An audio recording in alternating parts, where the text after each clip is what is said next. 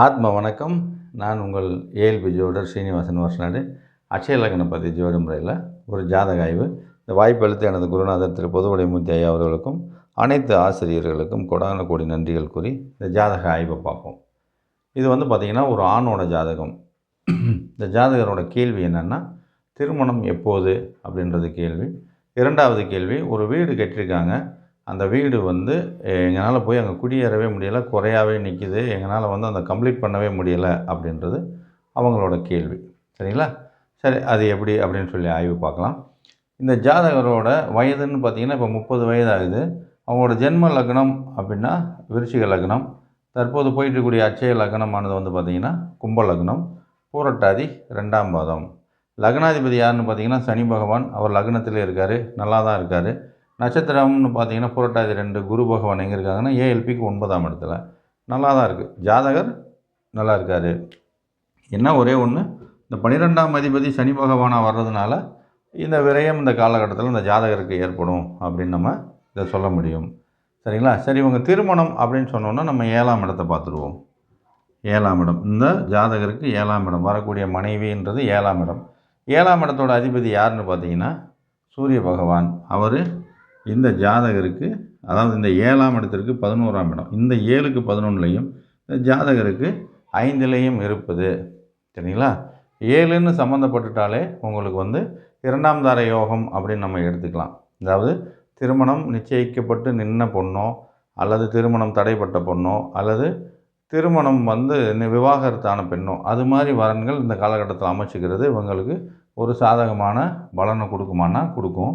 அது மட்டும் இல்லாத பூரட்டாதி 2ஆம் பாதம் போகும்போது இந்த சுக்கிர பகவான் இந்த 7ஆம் இடத்திற்கு 12ல் இருப்பது இந்த இவங்களுக்கு வரக்கூடிய வரனை வெளியூர் வெளிநாட்டில் வேலை பார்க்கக்கூடிய ஒரு பெண்ணாகவோ, இல்லை வெளிநாடு நிறுவனங்களில் வேலை செய்யக்கூடிய ஒரு பெண்ணாகவோ தேர்ந்தெடுத்துக்கிறது.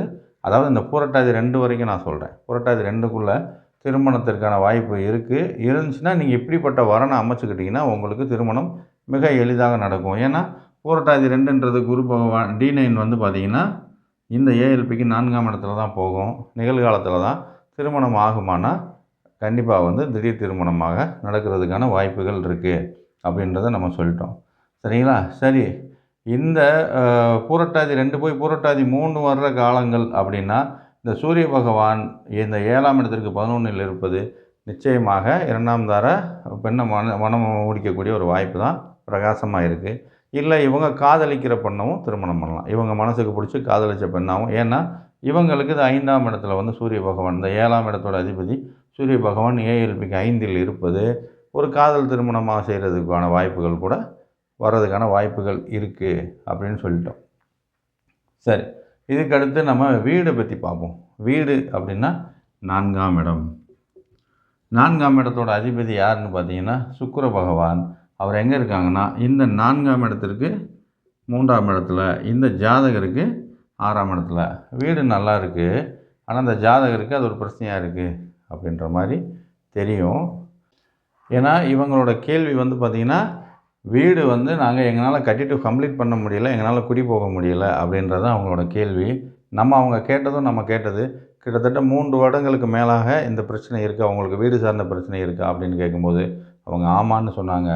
ரீசன் என்னென்னா சதயம் 3 சதயம் 4, பூரட்டாதி 1 2 ஆகிய 4 வருடங்கள் 5 மாதங்கள் இந்த பிரச்சனை இருக்குமானா நிச்சயமாக இவங்களுக்கு இந்த சுக்கிர பகவான் இந்த வீட்டுக்கு 3ஆம் இடத்தில் அமர்ந்திருக்கும் போது இந்த பூரட்டாதி 2 வரைக்குமே, இந்த 2 கம்ப்ளீட் எப்போ ஆகுதுன்னா 3 டிசம்பர் 2024 இது கம்ப்ளீட் ஆகுது. இந்த இயர் 2 வரைக்குமே உங்களுக்கு இந்த வீடு சார்ந்த பிரச்சனை இருக்குமானா நிச்சயமாக இருக்கும். ஏன்னா இந்த சுக்கிர பகவான் இந்த இடத்துல இருப்பது வீட்டுக்கு ஒரு மோசமான பிரச்சனையை கொடுத்துருமானா நிச்சயமாக கொடுக்கும்.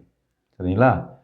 ஆனால் இந்த 3 டிசம்பர் 2024க்கு அப்புறம் உங்களுக்கு வீடுக்கு ஒரு சாதகமான பலன் வரும். அதே மாதிரி இந்த 3 டிசம்பர் 2024க்கு அப்புறம் எப்பயுமே திருமண காலம்தான். ஆனால் நம்ம சொன்ன மாதிரி வரணும் அமைச்சுக்கிட்டாங்கன்னா அவங்களுக்கான வாய்ப்புகள் இருக்குது.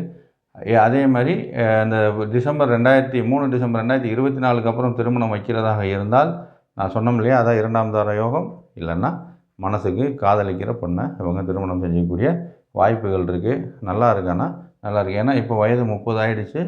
இன்னும் காலத்தை தாழ்த்தும் போது இன்னும் நிறையா அடுத்தடுத்த எங்கள் குருநாதர் சொன்ன மாதிரி பஸ்ஸு வரும்போதே அதை ஏறிடணும், விட்டிங்கன்னா ரொம்ப ரிஸ்க் ஆகிடும் அப்படின்ற மாதிரி நம்ம இந்த பலனை சொல்லி முடிச்சிட்டோம். இது மாதிரி எளிமையாகவும் துல்லியமாகவும் கணிக்கக்கூடிய ஒரு முறை அட்சய லக்ன பദ്ധதி ஜோதிட முறையாக இருக்கிறதுனால நீங்களும் வந்து இதை கற்றுக்கிட்டு எங்களை மாதிரி பலன் சொல்லணும். இன்னொரு ஜாதக ஆய்வில் இன்னும் ஒரு துல்லியமான ஜாதகத்தை ஆய்வு பண்ணலாம். இந்த வாய்ப்பு எழுதி எனது குருநாதருக்கு கோடான கோடி நன்றிகள் கூறி இன்னொரு ஜாதக ஆய்வில் பார்ப்போம். நன்றி, வணக்கம்.